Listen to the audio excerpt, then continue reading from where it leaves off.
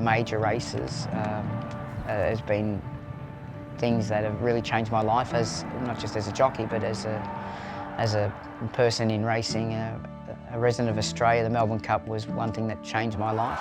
A classic cup, a classic ride by Craig Williams. I was definitely born to be a jockey. I was born into a racing family.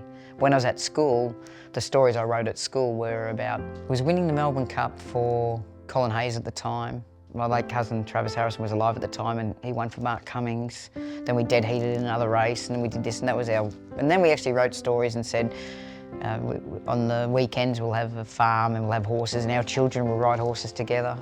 I'm pretty sure after the weeks now that horse racing's changed to be 7 days a week and nights and twilights, then I'm pretty sure on their days off we're not riding horses too much. Sardozy grabbed by Knight's Choice and Warp Speed coming at it. Knight's Choice, Warp Speed, they hit the line. Knight's Choice, I reckon's one from Warp Speed in a photo. The Melbourne Cup Carnival is now, for jockeys around the world, it's a targeted carnival to be part of.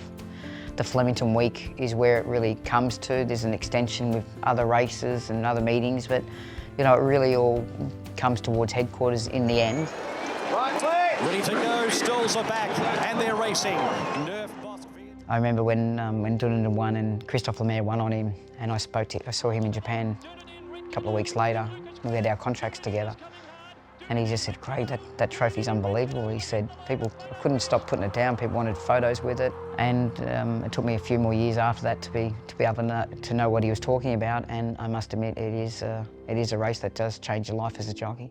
Master Reality just in front. Vow And Declare kicks. Vow And Declare's won it for Australia. They're on top of the world. Beats Prince. I actually go out and tell myself I can win everything. And I think I'm 1 in 6, so I'm obviously not that good a judge.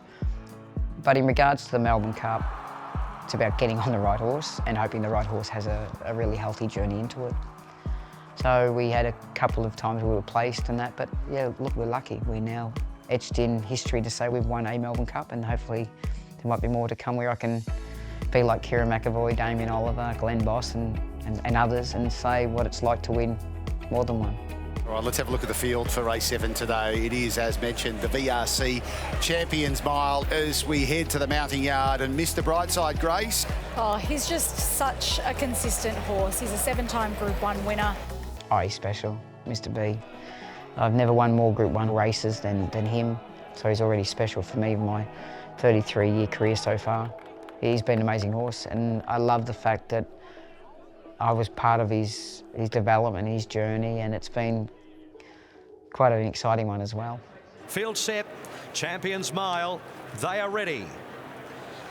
Set to jump, racing in the Champions Mile, and Mr Brightside jumped away very quickly, with also broadsiding the outside by Oberon between horses, and there's Pride of Jenny starting to get into her work as well. The track pattern changed by the end of the carnival, and there was a part where we'd like to be on him. We found ourselves in a nice position, and I just had to trust him, but he was really, like, the addition of headgear really worked with him, and I was just basically managing his speed throughout that race, and basically it felt like it was point and shoot, and he just delivered. He was awesome. Amelia's Jewel at the clock tower with Fangirl, Steffi Magnetica and Mr Brightside driving through too. Mr Brightside hits the front from Ancino, Steffi Magnetica. Mr Brightside, Mr B's back. Mr Brightside's won it. A half Ancino, Fangirl or Steffi Magnetica. Ben, JD and Will Hayes, the trainer partnership of this horse, you know, they deserve everything they get from him. You know, to me, he's a champion, and I don't like using that word loosely. And that's what he is.